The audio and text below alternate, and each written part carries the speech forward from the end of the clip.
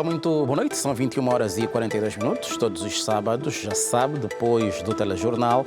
Aqui na TP Notícias temos o Pontos nos Is, onde analisamos temas que têm a ver com a atualidade ou não, mas que sejam de interesse público. Para hoje vamos olhar para o relatório sobre o estado da população mundial. Ontem foi celebrado o Dia Mundial da População, esta data que anualmente serve para reflexão em relação aos desafios que a população mundial tem estado a mergulhar, olhando exatamente para o seu crescimento e também para as fragilidades que a eficácia de algumas políticas demográficas apresentam. Estamos a olhar para um relatório que o Fundo das Nações Unidas para a População divulga anualmente e para este ano revela a diminuição das taxas globais de fertilidade que estão relacionadas com a falta de capacidade reprodutiva, ou seja, muitas pessoas, especialmente jovens, não conseguem ter os filhos que desejam. O tema para este ano é capacitar os jovens para criarem as famílias que desejam num mundo justo e cheio de esperança. Este dia foi proclamado pela Resolução 45/206, adotada na Assembleia Geral das Nações Unidas a 21 de dezembro de 1990. Olhar para este tema, o relatório sobre o estado da população mundial, estão em estúdio e eu começo a apresentar da minha direita para a esquerda a senhora Teresa Spínola, é chefe do Departamento de Estatísticas Sociais e Demográficas do Instituto Nacional de Estatística. Muito boa noite, seja bem-vinda. Muito boa noite, José Camangoli, obrigado pelo convite. Boa noite, colegas do painel. Boa noite. Também está conosco o professor Lucombo Zatuzola, demógrafo. Boa noite, seja bem-vindo. Boa noite. É também nosso convidado, Pedro Castro Maria, sociólogo. Muito boa noite, seja bem-vindo, doutor. Boa noite, caríssimo José Camangula e o resto da equipa de produção desse interessante espaço de informação, mas também essa saudação extensiva ao muito respeitável público telespectador. Obrigado pelo convite. Muito bem, muito bem. Nelito Mvoala é antropólogo, também está conosco. Muito boa noite. Boa noite, José Camangula. Boa noite também aos doutores aqui presentes. Obrigado. E também extensivo à equipa de serviço e a todos que nos assistem pelo mundo inteiro. Muito bem. Bem, vamos começar aqui esta análise. Vamos ficar aqui por quase hora e meia, olharmos para este tema. Lembro o relatório sobre o estado da população mundial. E eu começava esta abordagem com o especialista da área, o doutor Lucombo Zatuzola. O cenário que nos é apresentado nos últimos anos reflete aquilo que temos estado a fazer bem, mal ou muito mal? É relativo, né? Mas o que eu posso dizer que as tendências em termos de crescimento são cada vez mais a aumentar a população, mas depende das regiões, né? Na área asiática, a China foi ultrapassada pela Índia. Há outros países também, Paquistão e Indonésia, que estão com população em aumento, mas concentrando-nos em África, temos a Nigéria, Congo Democrático, a Etiópia, Tanzânia, que têm tendência ao aumento da sua população. E um outro fenômeno que se verifica é a aceleração da urbanização, quer dizer, a população está a ficar cada vez mais concentrada nos centros urbanos e na situação dos nossos países as assimetrias estão cada vez mais agudas, podemos dizer, para voltar no caso de Angola em específica. Não se observou depois da situação do fim da guerra, esse regresso tão almejado na esteira do regime. Então, há uma cada vez mais concentração das populações no meio urbano, com as respectivas consequências que aquilo acarreta em termos de oferta de serviço e acesso aos meios disponíveis para a população que se acumula na cidade e principalmente também a situação preocupante dos jovens que estão a constituir cada vez mais uma franja importante na estrutura da população. Muito bem. Dr. Nelito Mvoala, olhando para esta explanação do Dr. Lucombo Zatuzola, aqui a antropologia também faz estudos específicos que levam exatamente a esta conclusão, que a população vai continuar a crescer, mas com essa relatividade de acordo com as regiões e também as especificidades dos povos. Realmente a abordagem do doutor foi mesmo concisa. Dizer que após fim da guerra, esta é uma coisa que muitos esperavam, que houvesse o retorno à terra, que se criasse condições para que a nossa população teria iniciado uma vida mais rural, como sempre disse eu, né? Nós temos as duas vidas, temos os aldeamentos e a vida citadina. O que se notou ao contrário, abandonou-se a nossa aldeia e fomos para as cidades. O que é que acontece hoje? Estamos mais preocupados em estar a seguir, que é o normal, né? Que as pessoas que cada vez que vai desenvolvendo, né? Tendem a seguir o desenvolvimento do país e do mundo, como estamos a falar de um relatório mundial. Uhum. E o nosso também, então estamos a seguir. O que é que acontece? Não temos condições para sobrevivência, essencialmente, nas cidades onde vamos. E tendemos a diminuir o número de filhos. Hoje, em conversa de bastidores, se falava, por exemplo, hoje jovens de 30 anos que ainda não têm nenhum filho e pretendem ter apenas um ou dois. Então, nesse pensamento, e tem outros que, embora também sendo já de 18, 19 anos, por exemplo, as comunidades já têm os seus 2, 3 filhos. Então, estamos aqui, conforme o doutor disse, nas assimetrias. Uma sociedade que, de um lado, tende a crescer, mas sem o mínimo para sobreviver. Então, depois vem o outro lado, a taxa de natalidade contra a taxa da mortalidade. Então, é um problema. Nasce-se muito e corre-se o risco de morrer também muito. Ao fim e ao cabo, nada feito. Mas qualquer uma das condições, a sociedade de 2002 até hoje cresceu bastante. Quem viveu em Luanda, nos anos de 2000, 2002, 2003, 2004, estamos em 2005, nota-se. Hoje, aqui onde estamos, não era lugar onde se vivia. Hoje está o Quilamba, está em outros lugares. E este êxodo populacional vai também aumentando essa nossa cidade que é de Luanda. Dr. Pedro Castro Maria, a sociedade tende a sofrer essas transformações. Também é vossa tarefa olhar para estas questões, mas o cenário que nos é apresentado hoje, de acordo com a sua área de atuação enquanto sociólogo, de que é sintomático? Gostava desde logo sentir-me honrado por estar a integrar esse painel, não é? E porque queria sublinhar, e ainda bem que o ilustre José Camangula começou exatamente com o professor João Batista Lucombo Zatuzola. Gostava primeiro de pedir a sua permissão para poder fazer a minha intervenção no painel ao professor Zatuzola, porque estou diante do meu professor. Eu gostava de deixar isso claro no ar mesmo. É um reencontro que marca. Sim. Então, isso honra-me bastante. Foi meu professor quando da licenciatura e uma vez professor para sempre na vida. Agora, a análise que se pode fazer hoje sobre o crescimento ou sobre o estado da população mundial tem, de facto, muitas leituras sociológicas a serem feitas. E há depois também, não é verdade, aquelas especificidades que têm muito a ver com a realidade angolana, que é, de resto, aquilo que muito nos interessa.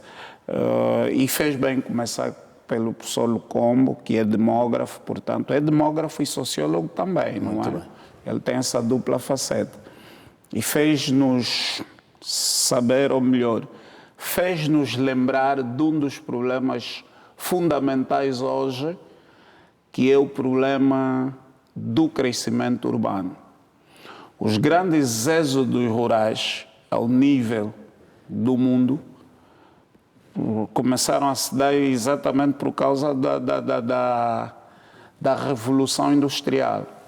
A Revolução Industrial do século XVIII na Inglaterra, que é, como sabemos, do ponto de vista real e simbólico também, a invenção da máquina a vapor, portanto a substituição da manufatura pela produção industrial, provocou naquela altura um aumento significativo do êxodo rural, um grande crescimento urbano, um crescimento populacional no meio urbano. De lá para cá, a tendência não mais parou. Portanto, a tendência das populações saírem das suas aldeias para irem para a cidade grande à busca de oportunidades no mercado de trabalho, e porque a circulação monetária, a qualidade de vida, a distribuição de água potável, etc., se dá mais no meio urbano. Essa tendência é universal e, como eu disse, ganhou um boom considerável a partir da Revolução Industrial do século XVIII na Inglaterra, que depois se expandiu para os outros países europeus e os seus efeitos depois tornaram-se mundiais a partir do século XX. Onde é que está a diferença entre países, por exemplo, entre realidades geográficas? A diferença radica no facto das políticas públicas que cada sociedade tiver a capacidade de elaborar e de implementar. Repito, o êxodo rural é uma tendência universal. O problema está como é que depois cada país, não é verdade, cada região vai poder conceber e executar políticas públicas para atuar, para atenuar esse problema que é global. Depois, este relatório sobre o estado da população mundial nos traz outro problema, e se entrarmos um bocado no espaço digital, nas internets, rapidamente encontramos que uma das preocupações do FNUAP, o Fundo das Nações Unidas para a População, é a diminuição praticamente global da fertilidade. Embora isso seja ainda, e o Psolo como chamou a atenção e bem, que muitos desses desafios que se colocam em relação à leitura que se pode fazer do estado da população mundial variam de região para região. Essa tendência de redução drástica da fertilidade é essencialmente um problema do Ocidente. Em primeiro lugar, o Ocidente é a região do globo que é muito recente disso. Os jovens dessas geografias, por causa também de alguns problemas que a própria economia neoliberal coloca. As economias neoliberais tendem, por exemplo, a desenvolver muito nos jovens o individualismo. Tende a desenvolver nas pessoas uma vida muito calculada, muito calculista. Consideram que gerar um filho, por exemplo, é um desafio do ponto de vista econômico, do ponto de vista do esforço físico, do ponto de vista da diminuição até da sua própria liberdade individual. Esse é hoje um dos problemas muito sérios. Mas se eu for buscar um criador de gado, um pastor, portanto, de ovelhas, de bois, numa qualquer aldeia recôndita de um dos municípios do Cunene, em Angola, ele não tem esse tipo de preocupação. Não tem mesmo. A redução da fertilidade, da taxa de fertilidade, Portanto, pode ser proporcional à forma hoje como nós concebemos a vida. A nossa taxa de natalidade, creio que os outros especialistas presentes aqui hão de concordar comigo, não é ainda assim tão preocupante. Agora, há aqui o desafio, não é? E isto é que para nós é sério. Nós temos problemas, por exemplo, ainda ao nível da saúde materno-infantil, para que aquelas pessoas que nascem consigam chegar até os 5 anos, que é o fim da primeira infância, com saúde, bastante bem nutridas, para depois, quando entrarem, por exemplo, no segundo grande agente de socialização, que é a escola, quando fizerem a instrução primária, poderem fazê-la com bastante saúde, com um desenvolvimento físico e mental capaz depois de terem um crescimento, quer do ponto de vista físico, mas também do ponto de vista mental, para serem cidadãos que amanhã vão dar uma contribuição de qualidade diferenciada para o desenvolvimento do nosso país. Portanto, há muitas leituras sociológicas que podem ser feitas hoje sobre o estado da população mundial e muito particularmente algumas nuances do crescimento urbano, até mesmo em Angola. Eu, inclusive, e o professor Lucombo, e é bom mesmo sempre, afinal, estar com um professor, não é? Com o teu professor. Ele fez-me recordar, em off, antes de iniciar o debate, o professor Lucombo, e eu agradeço-lhe por isso, que a minha dissertação de mestrado é sobre crescimento urbano da cidade de Luanda, que é, de uma maneira geral, um crescimento acelerado e desordenado, fruto de fluxos migratórios internos vindos do interior, em decorrência da guerra civil que nós tivemos, bastante prolongada, foram 27 penosos anos, mas depois também, como eu disse, e é por isso há, por exemplo, muita economia informal nos grandes centros urbanos, porque aqui há maior circulação monetária. Então faz também sentido, como um dos grandes desafios sociológicos do nosso país, por exemplo, esse problema de se esbater a questão das assimetrias regionais. Muito bem, doutora Pedro Castro Maria, vamos também agora ouvir a senhora Teresa Spínola. Os números, neste caso, quando o assunto é crescimento da população, e não só, tem muito a ver. Vem de uma instituição que tem por missão estudar de tempo em tempo o crescimento, o desenvolvimento, o poderio das populações, assim de forma muito genérica. Este relatório que nos foi apresentado ontem pelo FNUAP reflete aquilo que é o passado, o presente, como é que se apresenta o futuro? Como alguém que lida com números, olha para probabilidades. Ok, muito obrigado. Para dizer que atualmente temos cerca de 8,2 mil milhões de habitantes. Ouvimos aqui os colegas do painel que também frisaram que existe uma disparidade entre países em que a esperança de vida é muito alta, estamos a falar as Europas, e agora também está nessa tendência alguns países da América, Brasil, Estados Unidos, estamos a falar também um pouco do Japão, a China, em que praticamente a taxa de fecundidade é praticamente de um filho. Ok? E temos outros países, como uma parte da Ásia e a África, onde ainda existe um desafio, falando mesmo do lema para este ano, que são as escolhas de fecundidade, continua assim um desafio para os casais saberem fazer a escolha. Será que têm os filhos que desejam? Não é só olharmos naquilo que se diz, ou a taxa está muito alta ou muito baixa, mas os colegas do painel aqui também já frisaram que existem alguns desafios, principalmente para os casais jovens.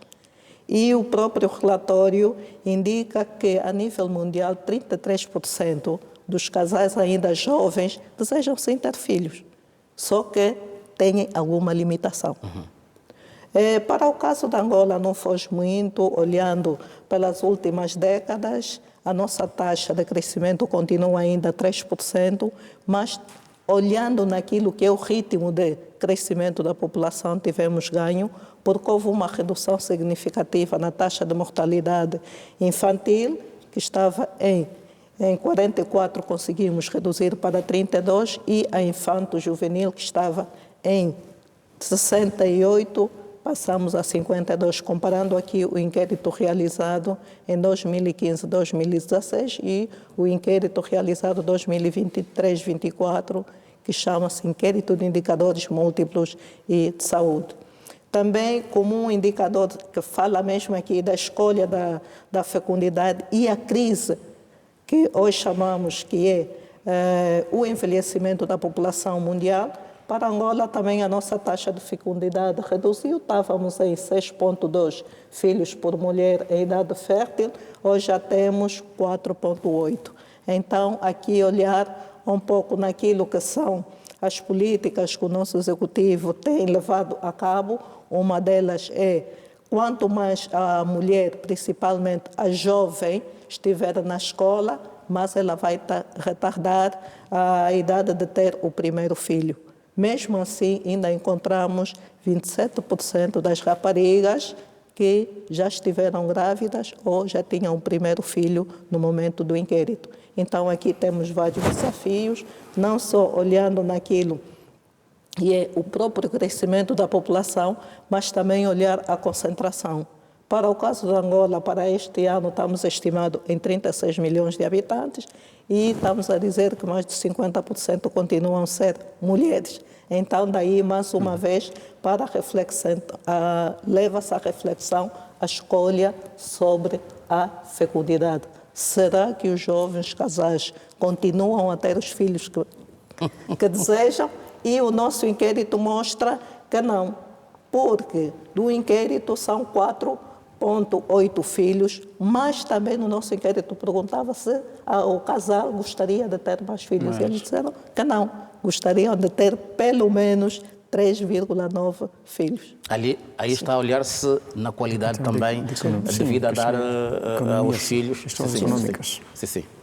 Sim, aqui tínhamos que olhar um pouco naquilo que é o bem-estar para a família. E estamos a dizer que em Angola ainda o nosso agregado familiar é um pouco numeroso e em cada agregado familiar podemos encontrar 8,4 membros. Então também é um desafio para as próprias famílias. Muito bem.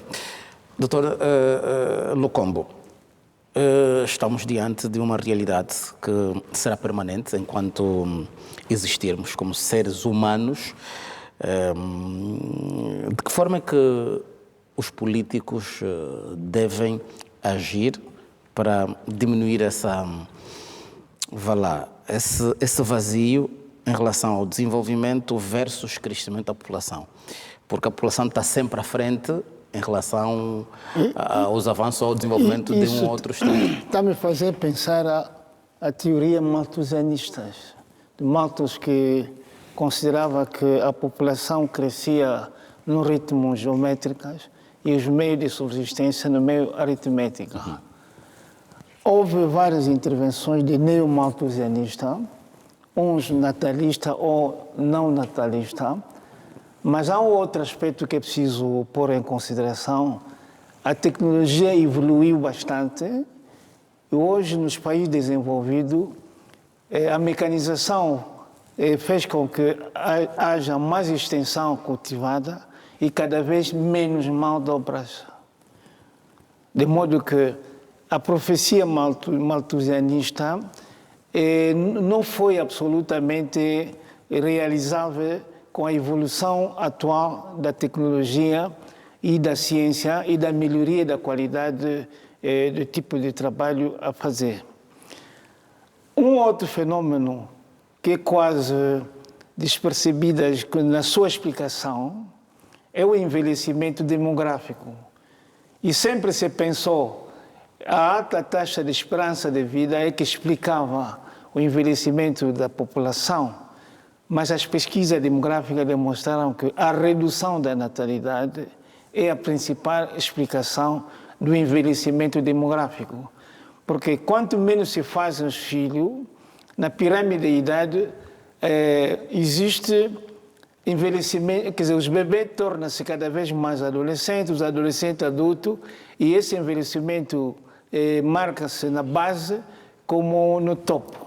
E a nossa esperança de vida é quase 60, e a nossa pirâmide de idade é de tipo circunflexa, onde a base é larga, quando se sobe nessa escada fica estreito. Mas essa situação de envelhecimento é principalmente notável nos países europeus e americanos. Pelo bem ou pelo mal, essa imigração do Sul pode ser uma resposta.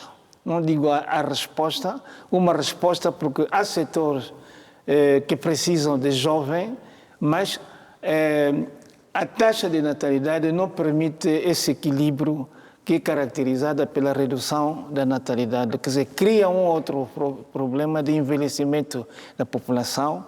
É preciso uma população jovem laboral para que haja fundo necessário para apoiar a reforma dos mais velhos. Nós também já tivemos aqui algumas abordagens e eu já conduzi alguns dos debates e chegamos a um ponto, e aí eu me dirigi ao Dr. Pedro Castro Maria, de que o Estado, querendo definir uma política de planeamento familiar, estipulando, como aconteceu com o caso da China, de filho único, em alguns países fica muito complicado. O que acaba sempre ajudando é exatamente essa consciência das pessoas, da situação social e económica, e depois automaticamente começar-se a reduzir a apetência de ter mais filhos e, no caso dos países africanos, de ter mais mulheres, o que também alargaria a quantidade de filhos. Pois, nunca devemos perder de vista as experiências dos outros. Primeiro. Segundo, nunca devemos perder de vista a nossa própria história, a nossa própria cultura, as nossas próprias idiosincrasias concretas. É bom que acompanhemos os trilhos do desenvolvimento. Mas Axel Kabu, uma camaronesa, pergunta numa obra: e se a África recusasse o desenvolvimento? A importação de modelos, a transladação nua e crua de paradigmas para serem implantados aqui em África, em Angola em particular, se quisermos, depois vamos ter problemas difíceis de manejar. Nós não queremos um dia também, não seria desejável que também um dia chegássemos ao ponto em que muitos países europeus hoje chegaram. Porque mesmo esses líderes de direita que vão surgindo aí um pouco por toda parte, e há até em Portugal um líder aí a fazer imenso sucesso da extrema-direita, tenho muita dúvida que se ele assumisse o poder em Portugal, seria tão radical no combate à imigração como ele está enquanto oposicionista. Caríssimos, e o pessoal, como disse, dilo bem, Portugal precisa da imigração, isso é inquestionável. Os políticos mais serenos, mais racionais, chegam à conclusão que a migração para a Europa Ocidental tem mais benefícios do que prejuízos.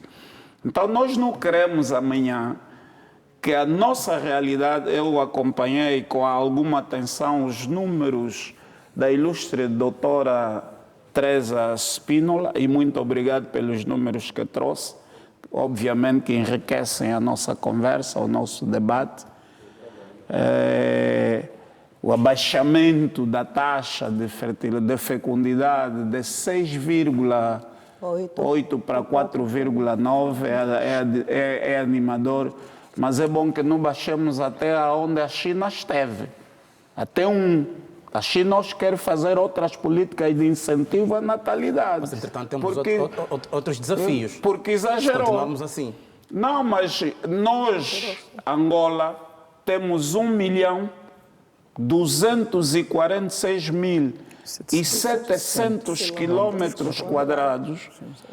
Temos províncias com densidades populacionais extremamente baixas.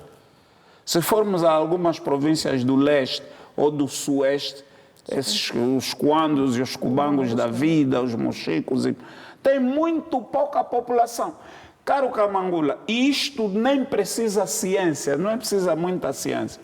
Você pega num carro, circula pelos municípios dessas províncias, vais ver que tem muito poucas aldeias e muito. Eu ainda tenho a convicção que Angola não precisa baixar tanto.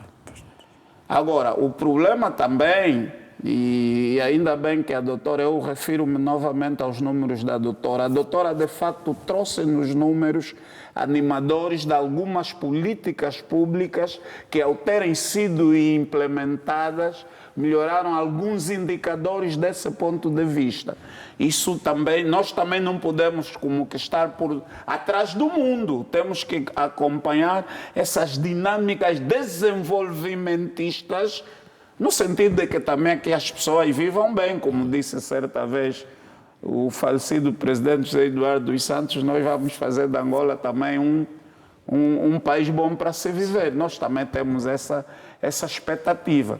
Mas agora, ao mesmo tempo que vamos atrás de bons indicadores, do ponto de vista, por exemplo, do saneamento básico, da distribuição da água potável, da distribuição da eletricidade, do aumento, inclusive, do nível de instrução das populações, não podemos deixar também que, do ponto de vista da nossa antropologia sociocultural de matriz banto, não podemos também deixar de, sociologicamente, ensinarmos às pessoas que, em alguns casos, podemos também manter uma taxa de natalidade razoável para povoar o nosso país, que ainda precisa de muita mão de obra e que tem muito território. Uma das coisas, Angola tem muita terra ociosa, terra que não está a fazer nada. Mas agora o problema... É uma das coisas que Angola mais tem, terra ociosa. Sim, doutor. Muita terra em Angola. Sim, extensão territorial tem-se.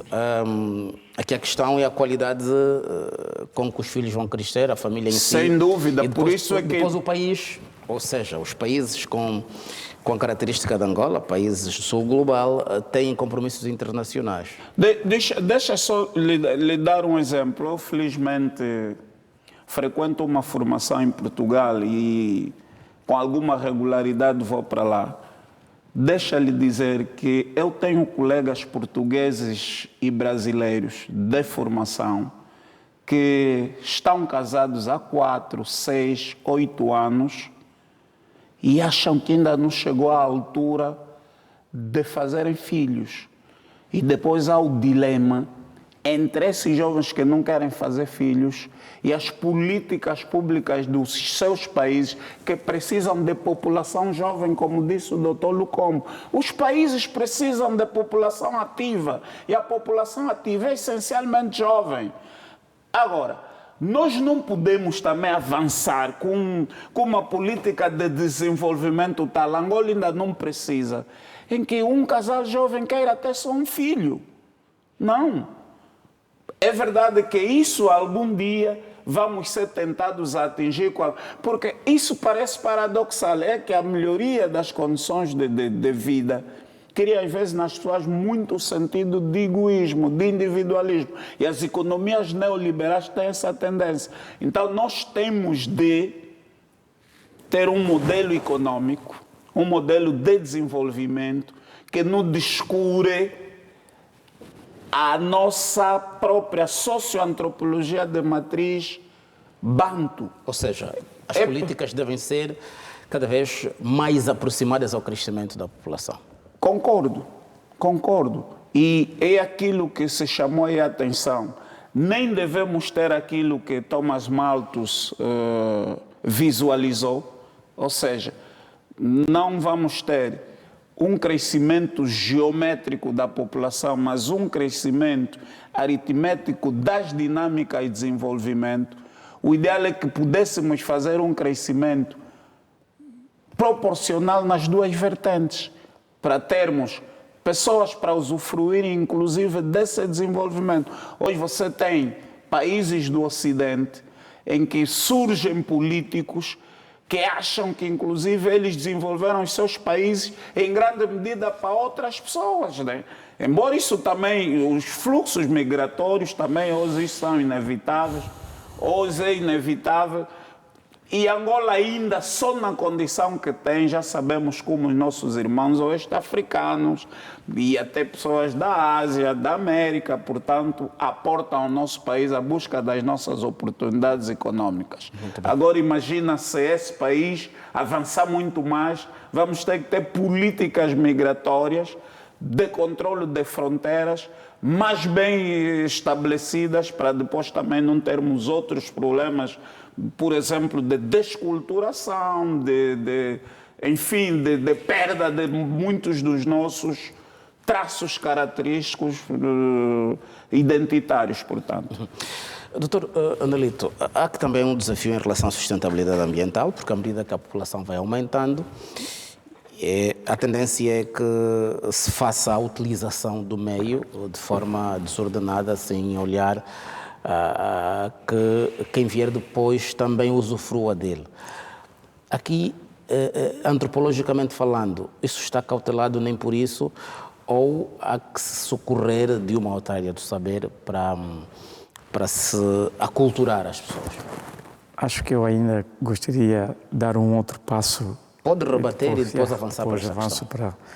Primeiro, independentemente de termos os dados ali apresentados sobre Angola, que também acho, independentemente de serem dados estatísticos provenientes, são dados que vêm por aproximações, né? Porque realmente em Angola não temos os tais 36 ou 34 milhões de habitantes como tal. Porque, primeiro, é que nós temos uma população toda não registada, entre aspas. São premissas científicas. Sim, são científicas, mas que estamos depois que vamos começar, né? Pelo que não temos um dado concreto, porque temos ainda gente, mesmo falar de Luanda, que não tem nenhum registro. Talvez no vídeo do nascimento. Também no nascimento temos algumas pessoas que não têm a possibilidade de nascer num posto médico ou num hospital para ser registrado, talvez de outro médico. E pelo que a gente vê, enquanto pesquisador de antropologia, né, conseguimos encontrar os serviços públicos ou de registro fora das comunidades. Embora que as comunidades hoje estão um pouco atrasadas, né, no sentido que ficam cada vez mais diminutas através do êxodo populacional. E essas pessoas vêm na cidade, por exemplo, de Luanda, né, onde também são debatidas com a situação. Corroborando com o Dr. Maria, de dizer que, independentemente de se falar da diminuição da taxa de natalidade, em Angola ainda mantém especialmente as culturas baixas com número elevado de filhos, até chega a 10, 11, 12. Os que tendem à diminuição dos filhos são os que têm as mínimas condições, posso assim dizer. Os que já têm um emprego, pelo menos pode sustentar até os filhos. Os que não têm a capacidade de sustentar os filhos são os que mais filhos fazem, e os que têm as mínimas condições são os que fazem um filho, dois, uns até deixam passar o tempo, depois vão à busca dos filhos no Brasil, à busca dos filhos não sei onde é, porque no tempo que podia ter feito o filho não pude fazer. Outro desafio é a infertilidade e também agrega essa questão do homossexualismo. O homossexualismo e outras situações, a fuga própria da responsabilidade, como disse o doutor, e outras coisas mais. Então, é só para dizer que a questão do ambiente é muito importante, porque a Angola é grande e nós não corremos o risco de deixá-lo assim. Ainda é possível. O que é que o Estado deve fazer? Criar condições, não para regredir a população, mas criar condições. Onde está o aldeamento, como os outros países? Criar aldeamentos com condições, com escolas, com a rede de televisão, com telefonias e todas as necessidades possíveis, com posto médico. Porque o que se vê hoje, as pessoas vêm fugir e estão pior aqui, por exemplo, O desemprego que se fala hoje é porque alguém veio dali sem mínimas condições e veio e fica onde? Por detrás da venda ambulante e outras situações mais. E temos aqui uma sociedade luandense, no sentido sociológico, desordenada. Crescemos, sim. Crescemos as nossas cidades, sim. Mas crescemos como? Então, aqui é necessário. E quando se trata, por exemplo, do próprio ambiente, né? Da própria ecologia, fala-se do homem. O homem é o primeiro ponto do início da ecologia. Então, se é o primeiro ponto da ecologia, deve criar condições para poder sobreviver. Porque a natureza lhe concede isto. E sem este ar puro, sem este ambiente puro, não consegue ter a saúde pura para se continuar. Por isso que depois veremos a sociedade com pouco tempo, todos morremos com uma idade de vida produtiva. Muito bem. Partindo dessa suposição que apresenta, e depois cada um dos meus convidados pode intervir, fico com a percepção de que quanto mais conscientes sobre a realidade social e económica, mais nos blindamos, mais reduzimos essa intenção de ter mais filhos. 1. 2. Quem eventualmente vive descansado de tudo que lhe rodeia, procria e fica mais à vontade. Mas a questão da sustentabilidade e também do próprio desenvolvimento dos Estados depende muito do nível de formação, depende muito da qualidade do indivíduo. Então estamos aqui diante de uma ambiguidade. Não podemos importar limites, mas entretanto, se continuarmos assim, vamos, no caso do nosso país, dos países em vias de desenvolvimento, vamos continuar a ter crianças que não estudam, e temos um nível extremo de pobreza.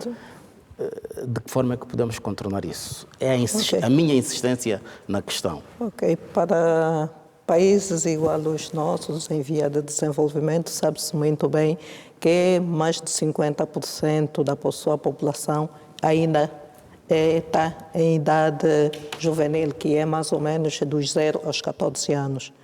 Angola, até 2015, tínhamos cerca de 52%, tinham menos de 17 anos. Hoje, este valor reduziu. O que os países devem fazer é a implementação de políticas sobre o dividendo demográfico. Nós precisamos sim tirar proveito, sim, dessa nossa juventude, dessa população que vai crescendo, como aumentando o nível de escolaridade, porque quanto mais a mulher atinge o nível de escolaridade secundário ou superior, mais tempo ela fica na escola e mais tarde vai ter os filhos.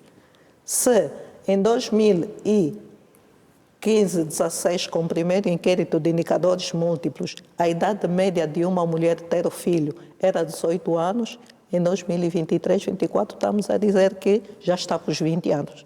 Então, os países o que devem fazer é aproveitar o capital humano. É empoderar a mulher, políticas de empoderamento da mulher. Quanto mais ela tem o conhecimento, mais ela adere à informação.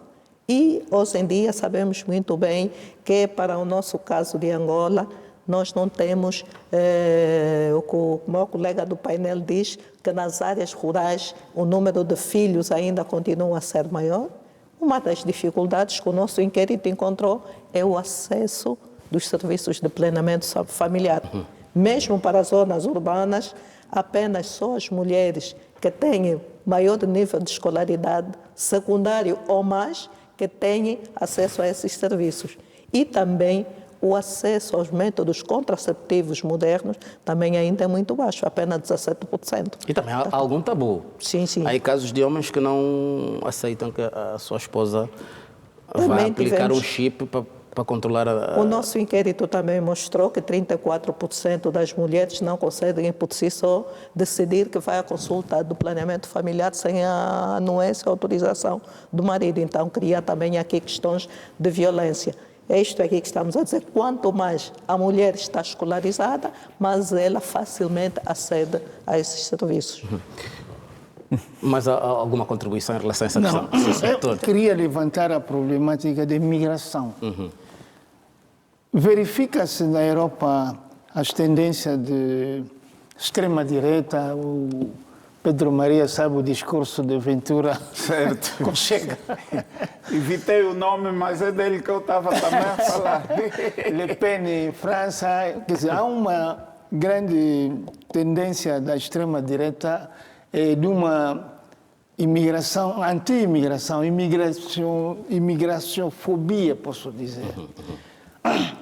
Há outros que sustentam que nem toda imigração é negativa.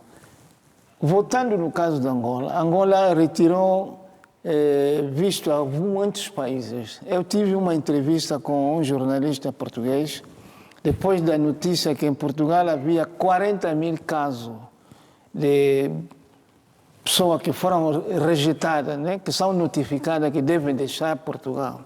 Mas em grande número são asiáticos e brasileiros. E esse jornalista me coloca a pergunta se esses angolanos foram repatriados dentro desses 40 mil. Angola também vai fazer retaliação aos portugueses? Eu disse, não acredito porque o número de portugueses que estão aqui, a maioria são legalizados. Os portugueses legalizados em Angola são o dobro dos angolanos legalizados em Portugal. Então, eles também têm isenção do visto. Eles entram e não há reciprocidade. Quer dizer, esse visto que Angola retirou para os outros não é recíproco. Da mesma forma que a maior parte dos países da União Europeia entra na Angola, nós não entramos lá nas mesmas condições. Agora, eu pergunto-me, no saldo migratório, há muito mais imigrante ou imigrante?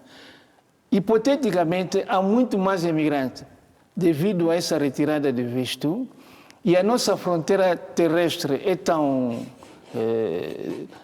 deixa entrar, liberdade de entrada, com a nossa vizinhança ao lado, congolesa entra em todos os meios, e através dessa fronteira entra também outras nacionalidades, principalmente oeste-africanas.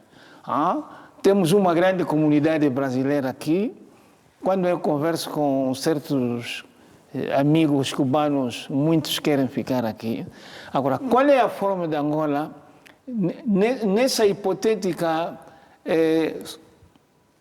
saldos migratórios, de mais imigrantes em Angola que os imigrantes, porque as formalidades passadas são muito mais drásticas agora do que a entrada.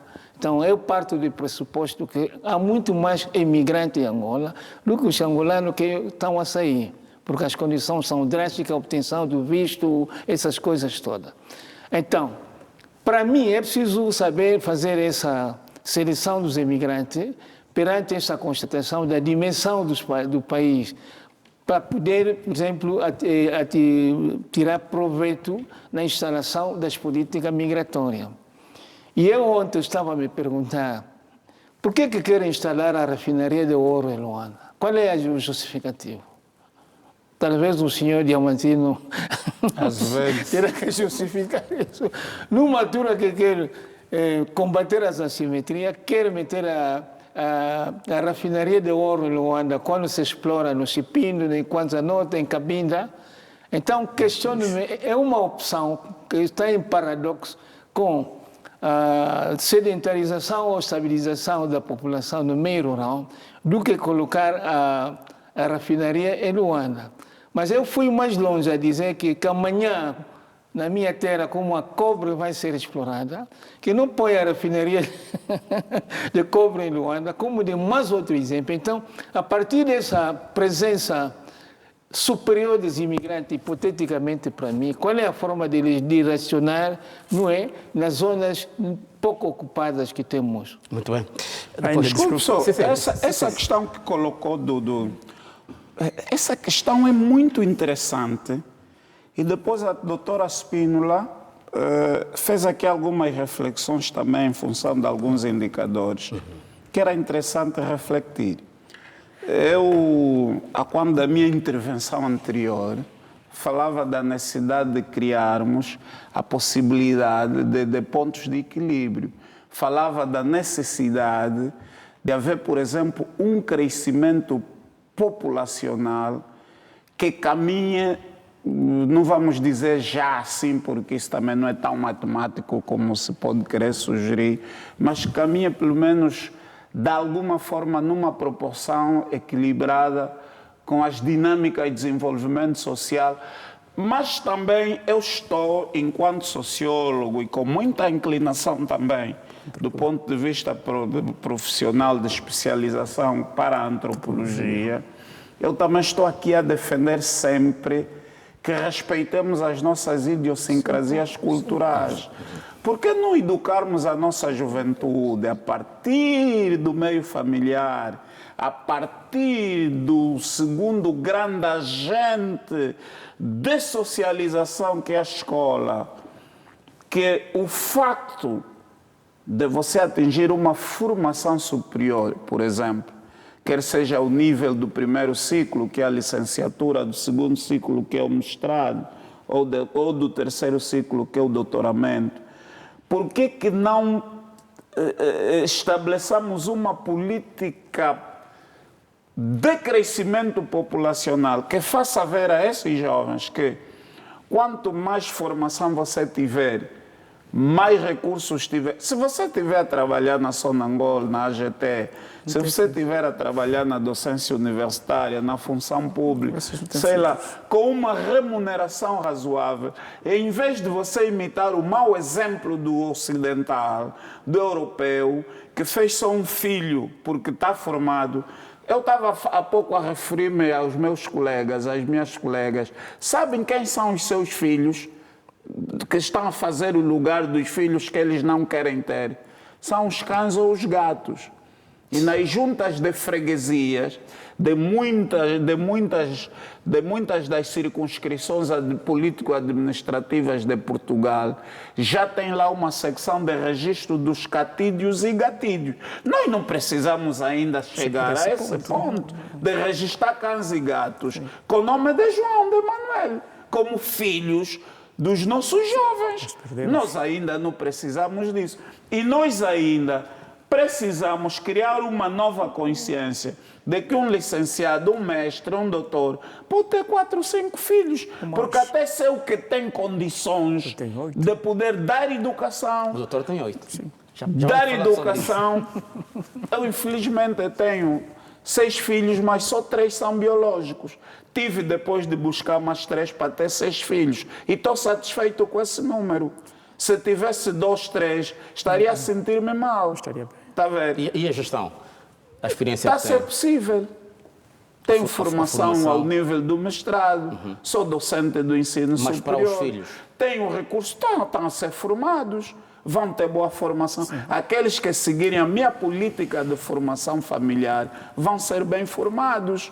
Então, nós precisamos mostrar às pessoas que ter formação superior, ser uma estrela da televisão, ser um desportista de sucesso, enfim, estar na posição elevada da hierarquia social, ou se quisermos, na classe média, não deve ser necessariamente proporcional à ideia de só ter 1 ou 2 filhos. Antes, pelo contrário, são assim. E agora, outro problema, essa questão que a doutora levantou.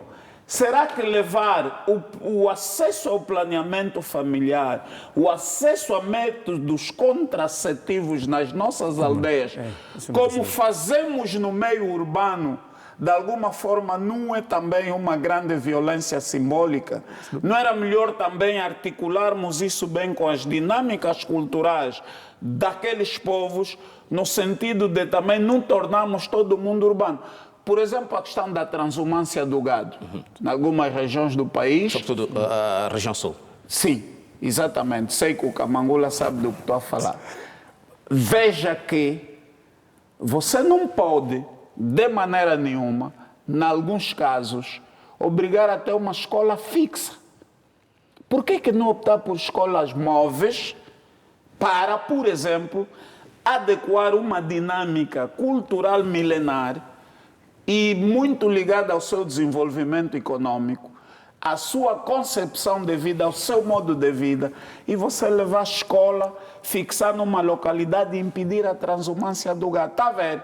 É preciso, às vezes, que essas nossas políticas públicas não sejam políticas impostas na vertical. Mas o país, eu há pouco fiz aqui referência, o país, ou seja, os países estão nas Nações Unidas, cumprem certos objetivos, estão na União Africana, no caso particular dos países africanos, e cumprem certos objetivos. E, em alguns casos, a corrida para se atingir certo objetivo passa exatamente por pensar em políticas que acelerem chegar a... Mas, por exemplo, o relatório do desenvolvimento humano, o PNUD, nós estamos aqui a falar muito do FNUAP, né? E faz sentido, que é o Fundo das Nações Unidas para a População. Mas o PNUD também, que é o Programa das Nações Unidas para o Desenvolvimento, também publica um relatório anual sobre desenvolvimento humano. O relatório, por exemplo, de 2004, do PNUD, e eu lembro muito bem desse relatório porque terei feito uso dele na construção do meu trabalho de fim de curso da licenciatura. É um relatório que discutia o desenvolvimento humano num mundo culturalmente diversificado, em respeito às especificidades culturais das regiões do mundo. Veja, por exemplo, eu pergunto, um mais velho, numa aldeia, vamos chamar se quisermos, embora esse termo de alguma forma seja pejorativo, mas vamos falar de uma aldeia recôndita do Cunene. Creio que é a província do país que mais gado bovino cria o Cunene, né? Será que o mais velho que tem 1000 cabeças de gado, mas vive numa cabana qualquer sem energia elétrica, sem água, que não usa, por exemplo, calçados das marcas internacionais, é pobre? É pobre na perspectiva de quem? Ele é pobre por quê? Eles têm, por exemplo, à noite, à volta da fogueira, fazem danças, não é? Em que simbolicamente cada um daqueles aldeões vai entrar por meio da roda e tem demonstrações próprias, tem toques de dança proporcionais ao número de cabeças de gado que o aldeão tem. Isto significa estatuto social, prestígio social e o nível de riqueza na concessão daquelas populações. Ou ser rico é só andar de Toyota Land Cruiser VX V8, morar no Talatona, e ter um filho só. E ter só um filho, e todos os anos viajar para os Estados Unidos, para Portugal, enfim. Portanto, por isso eu fiz referência, numa das minhas intervenções, creio na primeira, a colocação que a Axel Kabu faz. Agora, o que eu sim devo apoiar sem condições, caríssima doutora Teresa Spínola, a mulher em Angola ainda precisa ser muito mais valorizada do que tem sido. Primeiro é que mesmo a maioria da população, depois há mesmo leituras antropológicas que nós hoje queremos enviesar, de como o Banto concebe a mulher. A mulher é o principal símbolo da continuidade da espécie humana. Da vida, sim. Isso é antropológico. Sim. A mulher é mãe. A mulher é vivificadora. Nesta ligação do ser humano com a sua ancestralidade para dar continuidade do ciclo vital, da manutenção da vida, o elemento mais importante é a mulher. Nesse aspecto, a mulher não é substituível pelo homem. Não é. A mulher mãe, do ponto de vista espiritual, representa naquilo que é de mais sagrado. Por isso é que a mãe deve ser muito mais venerada, em muitos casos, do que o pai. Aí sim, doutora, eu estou contigo. Nós precisamos colocar muito mais. E mesmo essa ideia, por exemplo, há pessoas hoje que dizem, só agora as mulheres entraram no mercado formal de trabalho. Isso é muito falso. Ela já está. No passado, nas nossas comunidades, São que sustentam. Aos homens estava destinado à distribuição sexual do trabalho. Os homens estavam destinados, por exemplo, tarefas que exigiam mais esforço físico, mais engenho próprio E os homens, por isso, paravam menos em casa. Eram mais os caçadores, pescadores, desbravar o terreno onde vai se fazer a lavra, desbravar no início. Mas as donas das lavras eram as mulheres. E depois todo o cuidado doméstico, cuidado popular, cuidado do marido. Mesmo hoje, uma mulher que cuida de casa e o marido vai no escritório e a mulher cuida de toda a lida doméstica, essa senhora não trabalha. Isso é muito mais difícil que ir no escritório. Portanto, é preciso valorizarmos cada vez mais e empoderarmos. Muito bem. As nossas mulheres, pensamos. Vamos só, doutor Nelito, vamos só deixar aqui a doutora. Olhando naquilo que é o lema para este ano, que é mesmo as escolhas da fecundidade, hoje os países já estão a refletir no empoderamento da mulher para voltar a repor os filhos. Ok. Então, este lema traz-nos aqui esta reflexão, não só limitar, mas sim a reposição. E como é que vão repor? Começa de novo a questão de empoderar a jovem mulher que está num país em que já está na fase do envelhecimento demográfico, a voltar a refletir na reposição. Quer dizer, retomar de novo a fecundidade. Por quê? Porque foram tomadas políticas muito drásticas e os países hoje estão a ressentir. Por isso é que eu estou... Quando eu iniciei a minha intervenção, foi: será que os jovens casais têm o número de filhos desejados? Exatamente. Doutor Nelito, tem 8 filhos, gostava que me falasse também da sua experiência.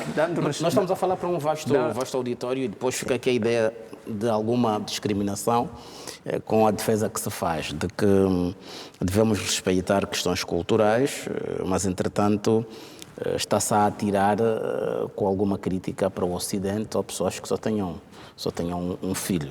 Ou seja, temos de encontrar pontos de equilíbrio. Não, desculpa, caríssimo Camangulo, o problema do Ocidente é mais grave do que isso.